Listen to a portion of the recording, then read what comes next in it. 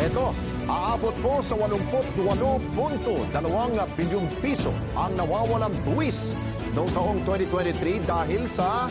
Peking Persons with Disabilities o PWD IDs. Ito ang ibinulgar sa ginawang pagdinig ng Senate Ways and Means Committee at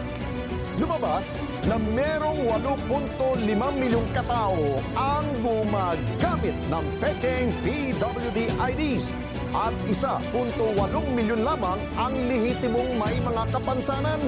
Ayon pa sa ginawang pagdinig ng mataas sa kapunuan ng Kongreso, na pagdating sa discounts na ipinagkakaloob ng mga establishmento, ang halaga ay umabot na huya ng 166 billion pesos. Naku po,